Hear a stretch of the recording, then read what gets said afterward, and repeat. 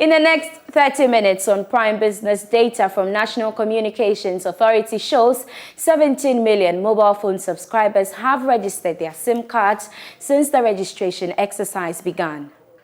17 million SIMs that have fully registered their SIM cards, and we are encouraged, and we know that people are actually interested. What we plea with the public is that they should go ahead and register their SIMs so that they are not deprived of communication services. Also, Bank of Ghana to impose heavy fines on banks and other financial institutions that breach new guidelines on digital service offerings. Plus, good news. Ministry of Fisheries and Aquaculture Development as Ministry of Finance prepared to invest funds in the Aquaculture for Food and Jobs program. As regulators, we remain resolute to create a conducive environment to improve the state of fisheries and aquaculture through ongoing regulatory reforms to sanitize the industry to enable it contribute more meaningful to the aquaculture sector.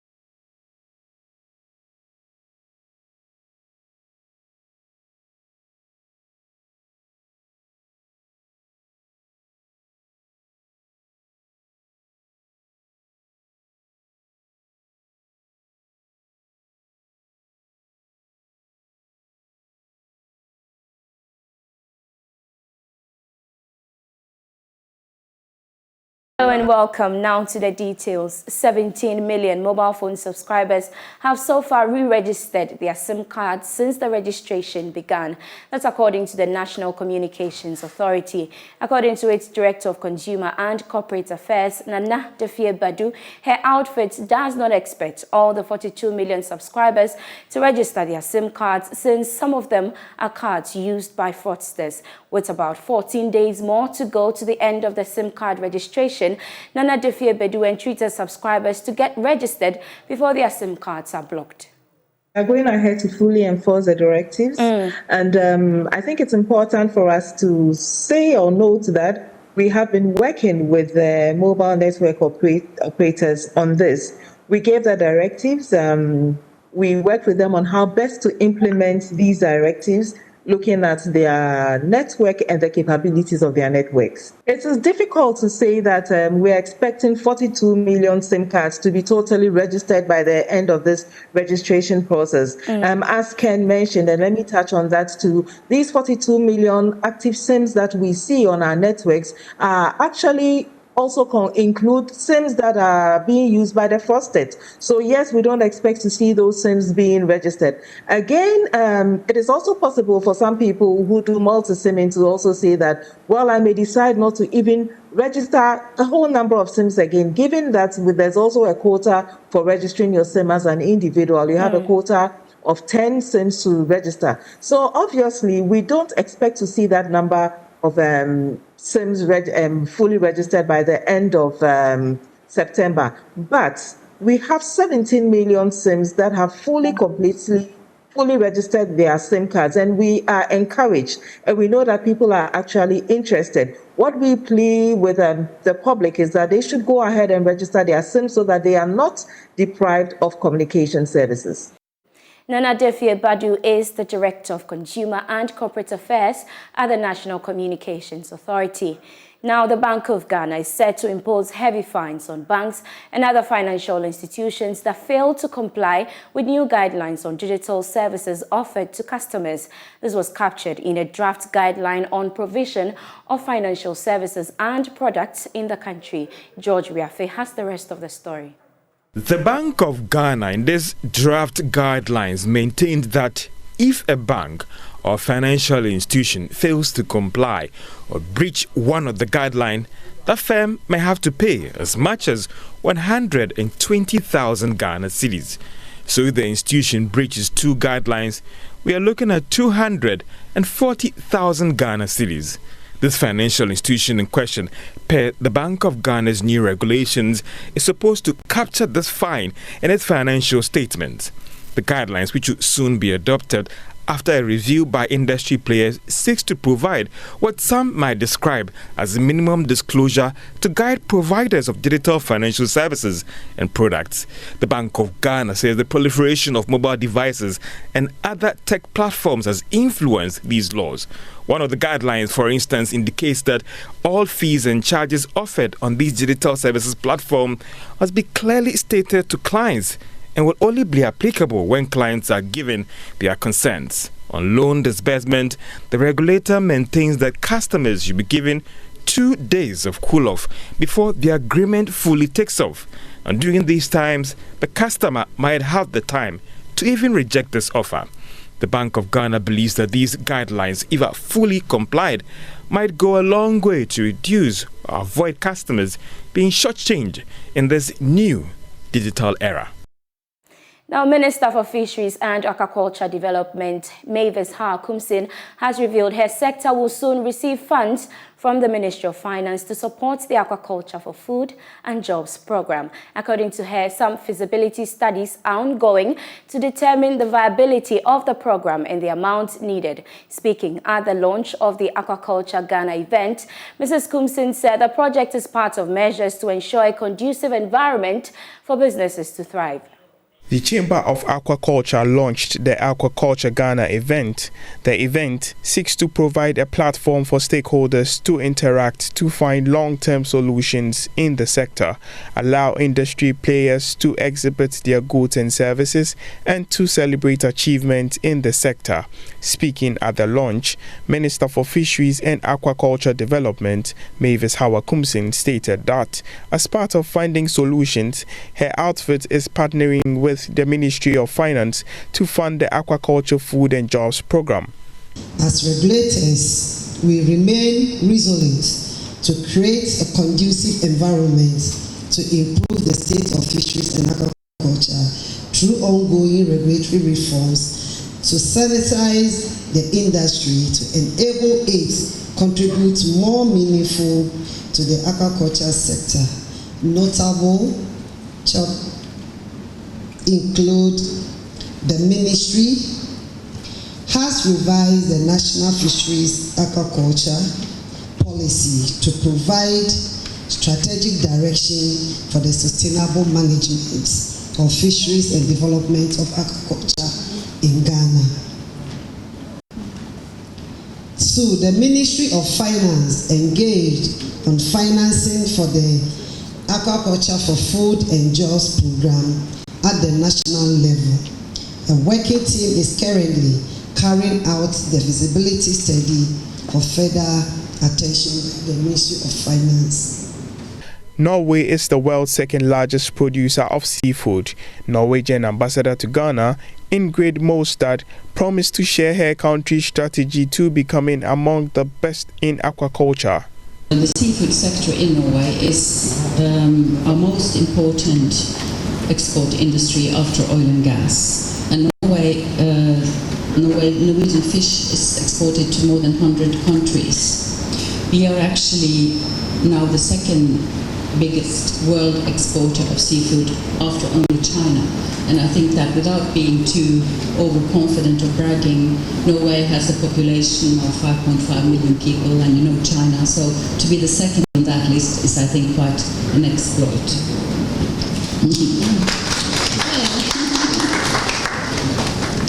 So there's a lot of things that have happened in this industry since the 1970s, and I won't bore you with any details now, but we will be willing to share experience, technical or other, with any that would be interested, and this is what we are trying to do through the Fiscal Development Program.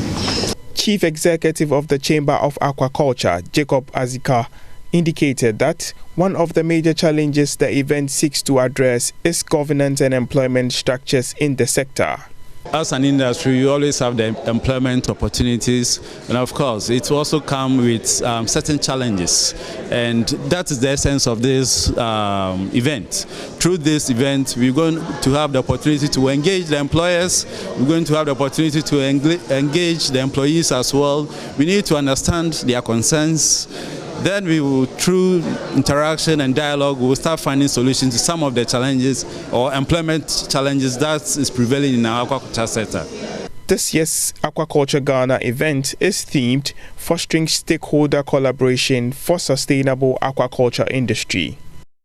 You're still watching Prime Business here on the Joy News channel. To some other stories, Executive Secretary of the African Tax Administration Forum, Logan Worth, is expressing the African government to tighten tax on international trade and increase investment in digital tax collection systems.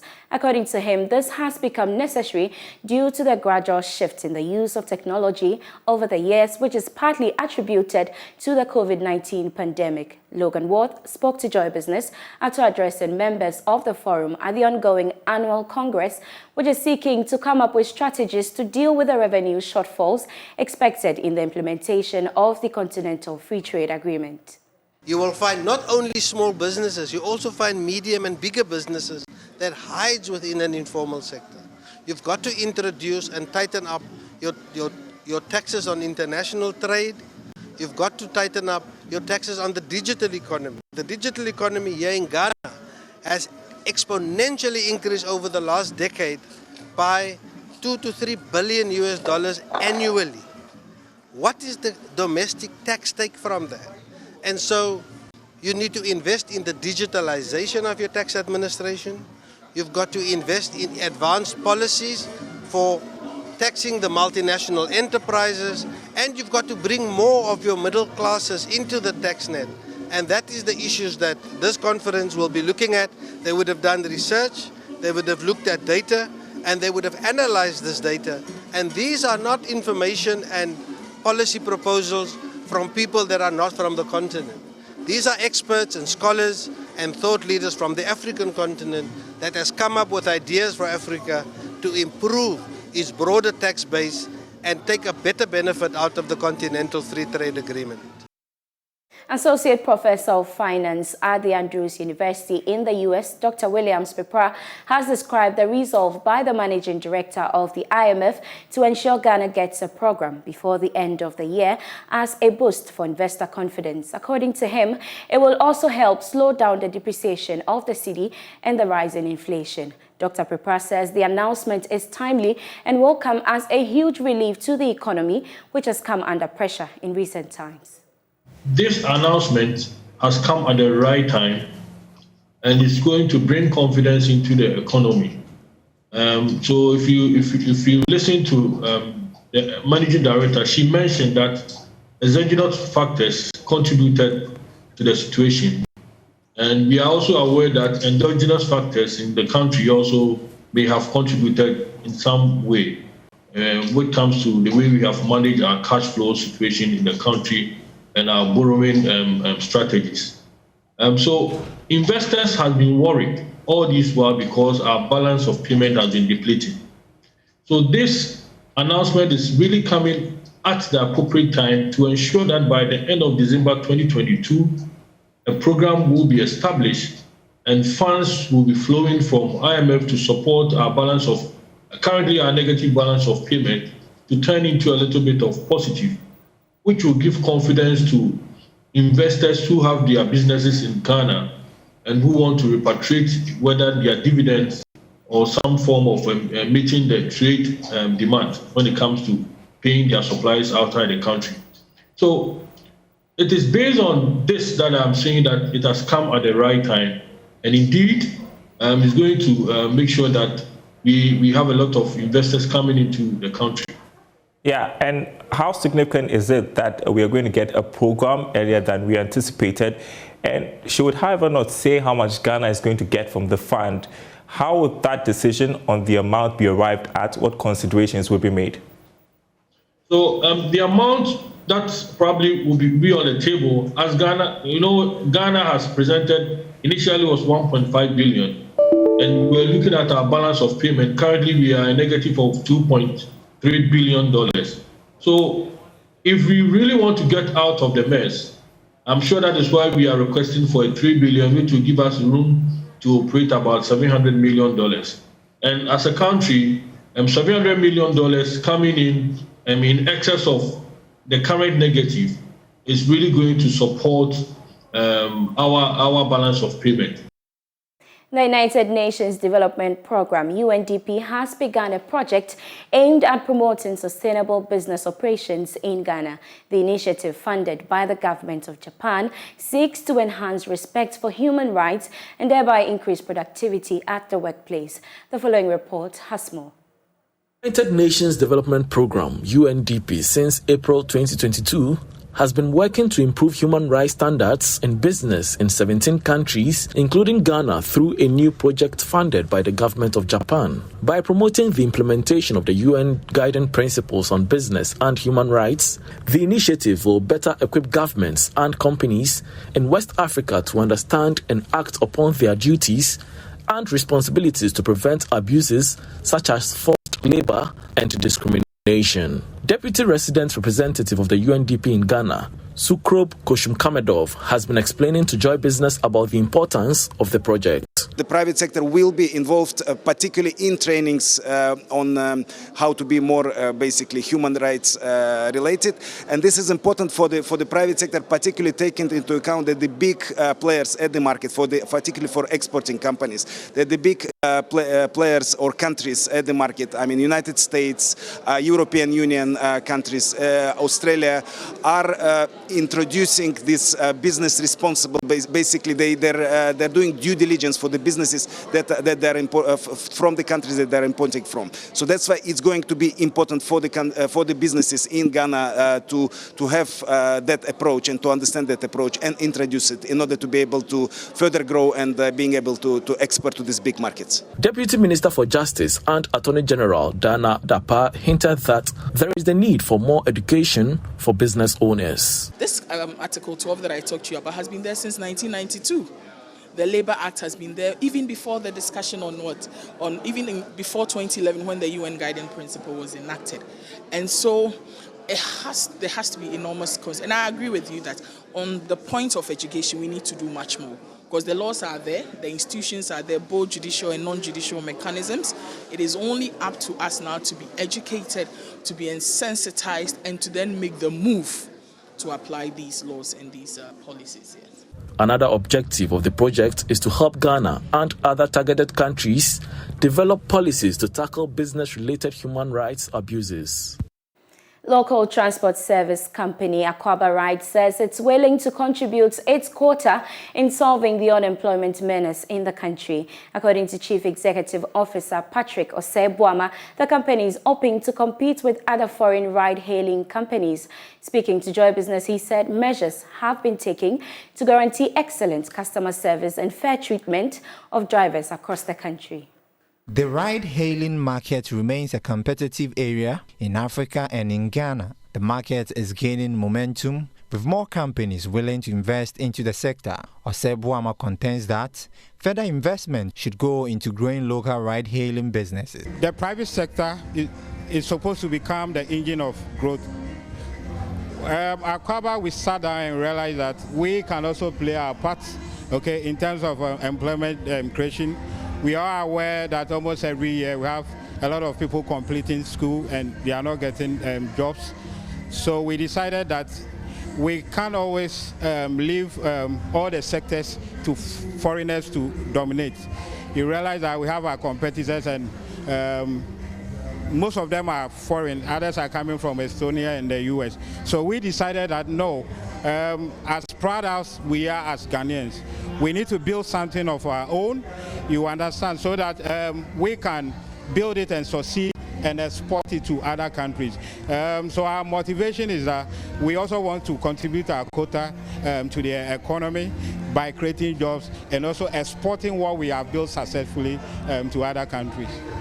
Board chairman for the company, Kojo Otu, called on government to regulate the activities of all local and foreign ride-hailing businesses in the country. Government should help us, in terms of those of us that are locally, forces driving the economy, at least duty, the 30% rebate that they give, that has been scrapped off. When we bring in vehicles, if they could apply that, it will help us to bring in a lot of these vehicles to make us stay competitive. And also, if the GIPC could also assist us in terms of tax rebates for the local, participants, then in a way they will be helping us to stay in business and grow the economy. We already know that nowadays the cedi is a bit struggling against the other major currencies. Why? Because our economy is primarily dominated by foreigners. Despite the economic challenges, Akwaba Ride is confident in its ability to sustain operations. Let's still stay on transportation as ride-hailing app Uber has reiterated its commitment to improve driver and rider experience on the app. This was announced at a press story to introduce new products and innovations aimed at improving the safety and convenience of the usage of the app in the sub-Saharan region. Here's a report. Ride-hailing apps have become an important part of Ghana's transport system, considering the numerous job opportunities created and convenience it presents to both drivers and riders. Speaking at a short ceremony in Accra, Marjorie San-Law, General Manager of Uber in charge of Ghana and Ivory Coast, said Uber is committed to working with all stakeholders to improve safety and user experience. She also mentioned that Uber is now live in Sunyani and Tamale. The various innovations that we have made on the platform, particularly in regards to our products and safety. We are committed to raising the bar on safety as well as improving the experience of drivers and riders using the app. To accomplish this, we understand that a collaborative approach is necessary, and so we're committing in engaging with governments to contribute to existing infrastructural and regulatory frameworks to bring a wide range of benefits for cities, earners, and riders. Since we've entered the market in Ghana, we've created thousands of economic opportunities. In the past year, we have expanded to a number of cities, I'd say the last couple of years, Takoradi, Cape Coast, and today I'm very excited to announce that we're also expanding in Sunyani and Tamale. Speaking on the working conditions of partner drivers, she mentioned that while Uber continues to engage government and policymakers for solutions, it will also churn out exciting products and features which will be beneficial to drivers. Again, it's important to hear that we are a platform, a technological platform that puts in relationship driver partners and riders. And when I say by driver partners, they're independent contractors. As such, we've built a load of safety features to support them as they're running their activities. We're also working continuously to monitor their earnings as well. But we have heard that drivers would like to have further commitments. And this is where we think that we've engaged multiple times, and we're engaging actively currently with the government to think about what can be done, because we do believe that this is where the government needs to pay his place. That being said, we've developed Uber Pro. Uber Pro is a product that's available for most committed drivers, and for which there are going to be some opportunities there. I don't like to use the word benefits, but they will be able to enable certain additional services to them because they are committed to Uber. As part of its efforts to make commuting convenient, Uber has now expanded their operations to Sunyani and Tamale. Also, Uber Comfort, a more relaxing service, has been introduced to riders in Accra. That's how we end Prime Business here on the Joy News channel. For more news, do log on to myjoyonline.com/business. I leave you with news making headlines on the international front. My name is Beverly Broohm. Have a good evening.